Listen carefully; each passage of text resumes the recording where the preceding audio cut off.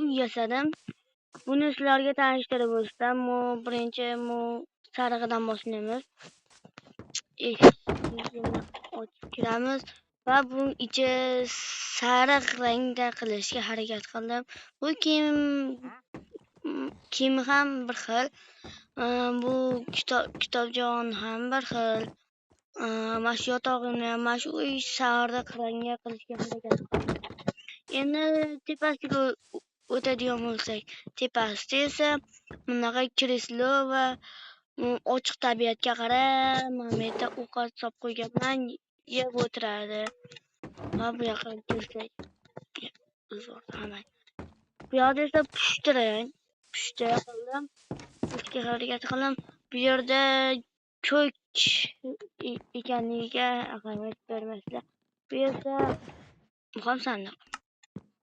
Faqat boshqacha sandiq. Bu yerda ham kitobjoni bor. Bu yerga chiroq topamadim, lekin pushti sham qilib qo'ydim. Va bu yerda versak ham bor, nima ham bor, pechka ham bor. Boshqa narigi uyda boshqacha edi. Bunisi pushti daraxt.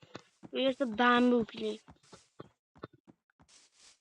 Endi tomiga o'tadigan bo'lsak, tomda ham shu narigi tarafida bu yoqqa qarab turadi, bunda esa bu yoqqa qarab turadi. Bu yoq chiroyliroq ko'rinadi. Va endi sizlarga aytsam, qaysi uy chiroyliroq, shuni yozib qolinglar. Sarig'i bo'lsa like bosing, pushti bo'lsa obuna bo'linglar. Kommentga yozib qo'yasizlar.